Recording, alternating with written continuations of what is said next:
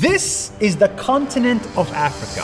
It has hundreds of millions of people. It has tens of countries, but we don't know much about them. So, the following compilation is a list of really inspiring individuals who are changing Africa as we know it, and nobody is talking about them. These people are not the traditional CEOs, the entrepreneurs, the billionaires.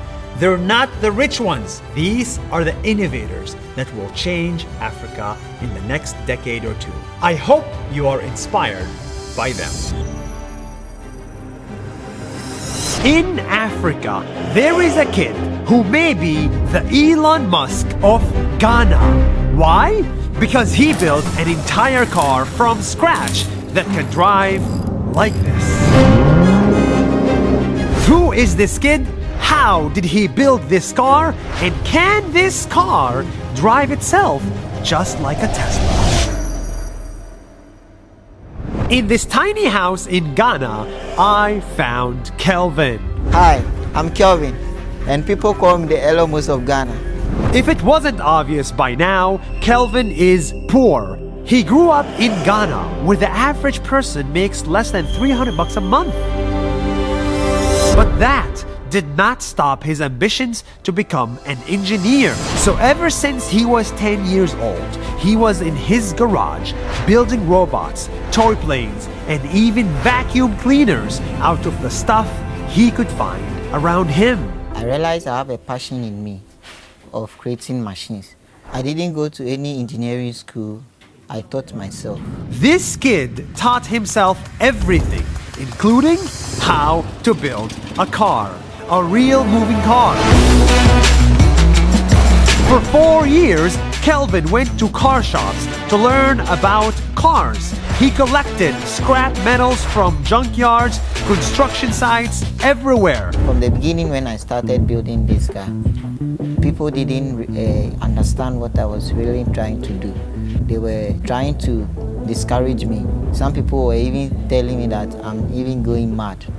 Bit by bit, piece of metal by piece of metal, his car was taking shape. But Kelvin couldn't just get everything from the junkyard. Things like engines cost money, more than his family could afford. So he took up part-time jobs to get money to buy an engine for his car. I've been doing menial jobs, sometimes helping the contractors building, selling scrap materials to get money. 3 years later, at the age of 18, after many failures, Kelvin finally finished his own Kelvin Mobile. It opens upwards like a Ferrari, can go up to 300 horsepower, has a wheel, a mirror, a gear stick, everything you can find in a normal car, even a radio for music. How much did it cost him? If I had to guess, it would be less than $3,000 in total. Now, Kelvin is the only one in his town with a car, and every time he takes his car out, everyone will come out to watch. Anytime I take the car outside, many people feel excited and they would like to take pictures with it. Many people have been motivating me to not give up. From their words and what they have been saying, it motivates me to do it better than how I wish to do. And he is not stopping there. In the future, just like Elon Musk and Tesla, Kelvin wants to build his own electric car that can drive on its own. My dream car is to build an electric car that will drive itself and also prevent accident injuries. And his eventual dream is even bigger. It's to build airplanes and rocket ships to reach new heights and new planets. Just think about this for a second. A kid from a poor family in Ghana with zero money, zero help, was able to build a car from scratch. If the same talent existed in a developed country, he would be working at Tesla. But for now, you'll find him in his garage in Ghana, self-teaching himself how to succeed. In Sudan, there's a man who did the unthinkable. He rescued 11 lions from death. Lions, not cute house cats, but real scary lions. Who is he? How did he save the lions? And how many times did the lions attack him? In the remote country of Sudan in Africa, I found Osman. Hi, I'm Osman and I love lions. One day, Osman was visiting a park with his son where he saw something horrible. Tens of lions who were so hungry, so weak. They were literally just skin on bones. These kings of the jungles were lying on the ground, waiting to die. I couldn't believe what I saw. Why is no one feeding the lions? Turns out that because of the economic crisis in Sudan, the park did not have any money left to feed the animals. And so the lions were the first to go hungry and the first to die. When I first saw the lions, it just made me so angry and so upset. I thought to myself that I have to do something. Something really needs to be done and done fast because it's completely unacceptable. So when Osman offered the park his own money to buy them food, he was still turned away because he did not have permission to help. This was the definition of bureaucracy. I told them these lions could die tomorrow, but nobody cared. But Osman did care.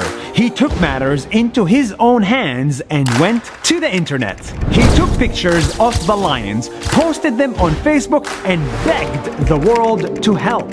And the world went crazy and responded. Take me back to the jungle. Millions of people took notice. His post went viral all over the world, and all of a sudden, people in the US, Europe, and Asia wanted to help 11 lions in Sudan. The whole night I couldn't sleep. My phone was buzzing. So many people got in touch. They wanted to donate and do anything they could to help.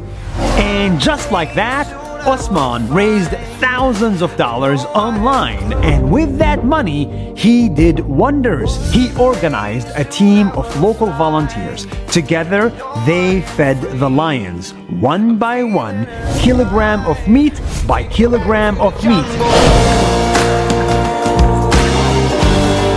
Slowly but surely, the lions got their energy back.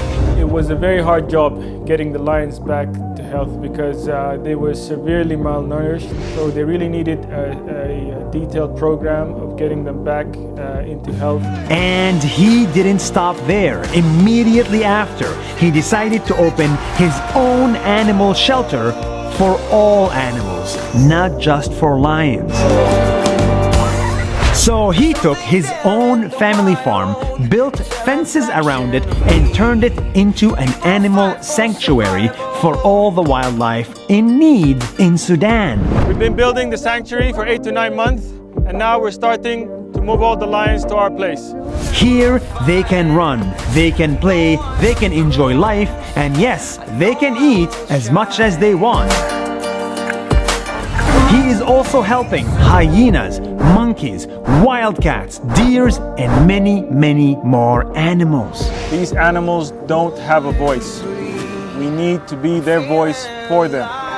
We need to take care of them. People like Osman and everybody else who donated and helped are the reason humanity is beautiful.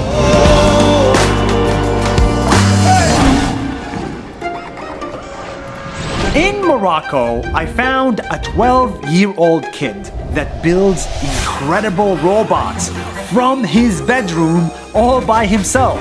One of his robots is a mask that works by hand motion. Another is a garbage bin that opens automatically, and another is a spinning clock that shows the time in the dark. Who is this kid and what is his IQ score? وأنا القدوة ديالي هو إيلون ماسك، يعني كان نتمنى بشدة باش يعني أنني نتلاقى به. In a little town in Morocco, I found Bilal. Hi nasdaily, I am Hamouti Mohammed Bilal. I'm 12 years old and I want to be the next Elon Musk. Bilal was just a poor kid from a poor neighborhood. Every day, as he went home from school, he kept seeing people with disabilities and he could not stand it. وانا غالبا اللي كنبغي ندير شي بروجي ولا شي فكره يعني غالبا ما كتكون متعلقه يعني بشي روبوت اللي كيساعد البشريه والناس المعاقين. So Bilal kept thinking about how he could help until one day he realized robots are the solution. They can give disabled people more power. واحد النهار جاب لي واحد السياره يعني اللي كانت زوينه بزاف وكنت فرحت بها بزاف ويعني في داك النهارات يعني كنت بديت كنقلب ديك السياره نشوف كيفاش مصنوعه وهكاك بدا يعني الحب ديال هذا المجال. So he started to learn about mechanics, physics and engineering at a young age. He took wires, screwdrivers, electric circuits and started building his own robots. وانا هاد الشيء باش بدا يعجبني وباش يعني بديت كان انني نخترع. هي في البدايه بديت بلاد تطفى وتشعل هكا بقيت كنتعلم موراها موتور موراها يعني نخلط حوايج. That's why Bilal created this robot hand to help people with special needs. With this hand, people who have difficulty moving can get to objects that are out of their reach. هاد اليد كتحاكي الحركات ديال اليد حقيقية. قمت بالاختراع ديالها من أجل ذوي الاحتياجات الخاصة اللي يعني يكون عندهم في عوض يد ما عندهمش اليد تكون عندهم واحد اليد اصطناعية باش يقدروا يهزوا بها حوايج يعني يديروا بها بعض الأشياء. He made this alarm that calls you on your phone whenever there's a gas leak, so that now if a disabled person has a problem in their house, someone could come to their rescue. He even made this crazy trash bin that opens automatically when it senses your hands coming towards it. كي كنقرب لها كتحل بوحدها اوتوماتيكيا باش هكا يعني ما نقيسوش في هذيك سلة المهملات وما ينتشرش عدوى كورونا. And with all of these inventions, Bilal even won the World Robots Competition. But you might wonder, how did he learn to do all of this? وأنا كان يعني أي إنسان عنده أي موهبة يقدر أنه يطورها ويتعلم يعني من الإنترنت ويعني من هذه الأجهزة يعني التواصل الاجتماعي وفي البيئة المناسبة لذاك المجال يعني كيبدع أكثر وكي يعني كيطور المهارات ديالو أكثر. A poor kid from a little town in Morocco is building machines to help people in need. He is making magic out of nothing, only using the internet and his 12-year-old hands. This is proof that talent exists everywhere in the world.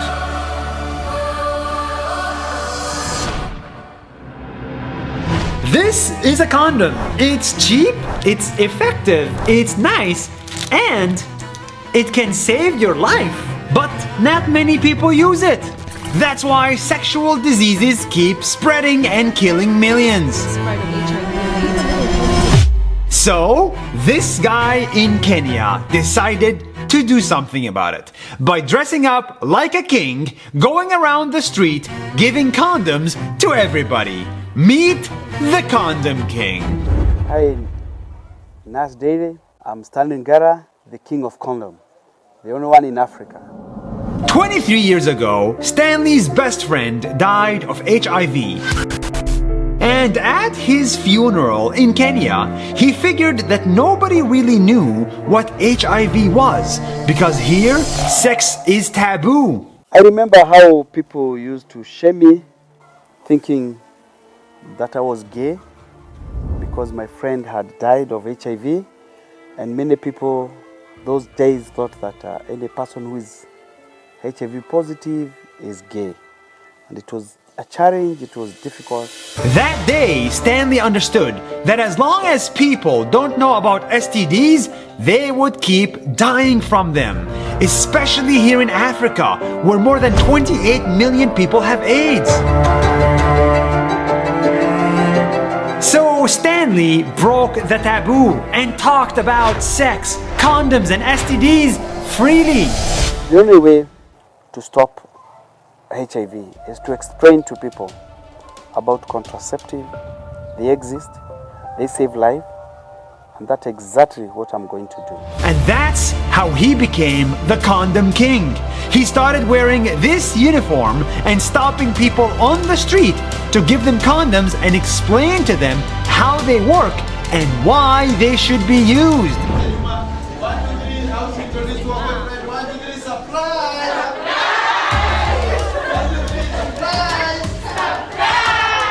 He gives out tens of thousands of condoms every month, and he does it with a big smile on his face. I was looking to help that one person who needed condom because condom was stigmatized. Condom is for prostitute, but sex is for everybody, you know, and everybody is getting HIV through sex. He goes to the worst area in Kenya to talk to poor people because, as it turns out, the less money people have, the more likely they are to get HIV. Condom is a very simple thing. Do you know the cost of this condom? 3 bob. Abortion is how much? If you have an idea. 10,000 shillings. Can you compare 3 shillings and 10,000 shillings and where you get that money from? We're rising up, rising up. Stanley looks funny, but he has one serious dream: to see an HIV-free generation. And to do that, he plans on visiting all 54 countries in Africa and train a king of condoms in each and every one of them. So if you want to be a king of condom, comment on this video. My one message to the world is together we can stop new HIV infection. I believe journey, nobody can walk alone, and everybody can give out a condom, can talk about condom, can talk about HIV. Unprotected sex is deadly. That's why we all need a condom king in our lives. In Ethiopia, there is a man who is friends with hyenas. Not the cute dogs or cats, but the wild, dangerous hyenas. Who is this guy? Why is he not afraid to be eaten? And how many times was he attacked by a hyena? 2 years ago, I heard about a guy who eats and lives with hyenas. I was so shocked that I had to go and see him by myself. So I flew all the way to his country, Ethiopia, one of the biggest African countries. There, I took another flight to a remote village called Harar. And here, I started to look for the hyena man. I searched everywhere and asked everyone. People told me to go left, right, straight, and left again until I finally found Abbas. Hi, my name is Abbas. I am hyena man. This is the guy I came to see. He is a second generation hyena man. See, many years ago, Abbas's village had a hyena problem. These animals attacked humans and killed their animals. And as a form of defense, the villagers attacked the hyenas back. This went on for so many years until one day, Abbas's dad came up with a plan. Instead of killing the hyenas, he wanted to feed them and become friendly with them. He fed them night after night after night after night until one day he and his son Abbas became friends with the hyenas. There are my friends. So now, decades later, every morning Abbas still goes to the food market to buy his friends meat. I buy them food. Then he goes home and waits until the sun sets, because that is when hyenas go out to eat. Oh my god, hyenas. Hello? Hyenas. Look, you can see the eyes far away. In the darkness of the night, Abbas sits and waits for his friends to show up.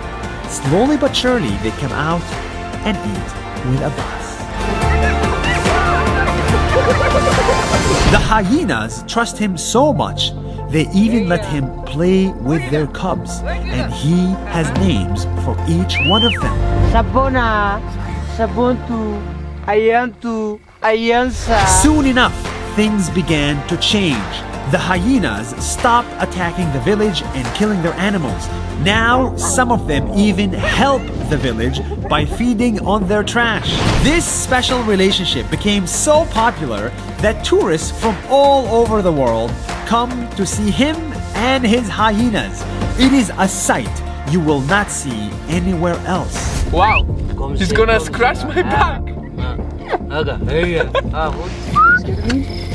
I mean, you never know, but they are just eating. They just wanted snacks, not a me. Oh my god. Yes. Oh my god. Oh my god. I was too scared to touch the hyenas, but I was inspired. If more people treated animals with love and respect, like Abbas does, then we can build a much better world for humans and animals alike.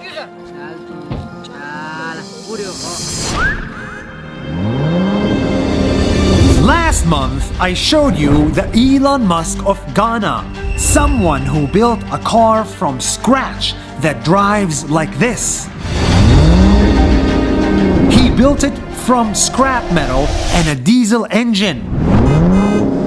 But today, I want to show you the second Elon Musk of Africa in Sierra Leone, where this guy built a much cleaner car that doesn't even use a diesel engine.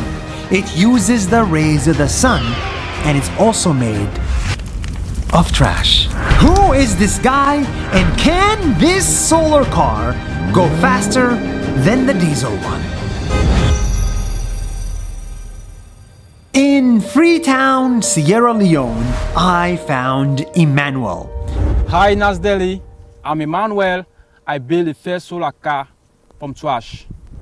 See, where Emmanuel lives, every single car emits pollution. This is a problem for the environment and for his people too, who suffer from health issues such as infections, allergies, and even cancer. I could see what all car fumes are doing to my people and wanted to come up with a solution. But everything he thought of needed money. Money that he did not have. So one day, he decided to use something he didn't have to pay for, his own imagination. And that's when he started building a solar car. He visited junkyards, collected lots and lots of trash, and started building his dream car. He put together scrap metal, cane sticks, old cables, and wires, and just like that, his car started to come to life. 3 years later, after a lot of hard work, the imagination car was born.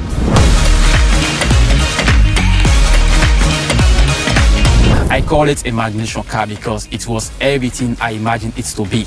He painted it with his country's colors, green, white, and blue, and put everything inside it. Doors, headlights, brakes, even a horn.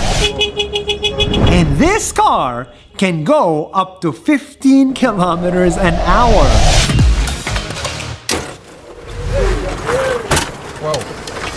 And most importantly, his car does not pollute the environment because it runs entirely on solar. I added a solar panel on the roof so it doesn't need any fuel. No fuel means no fumes. Now, anytime Emmanuel drives outside, people stop and stare at this car made from nothing. And he doesn't plan to stop there.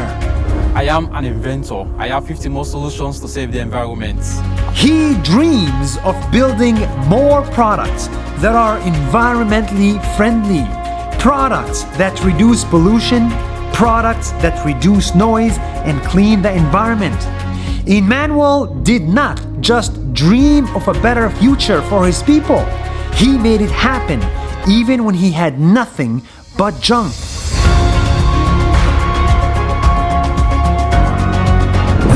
is proof that the solution to Africa's problems may not come from Europe or America. The solution to Africa's problem will come from Africans themselves.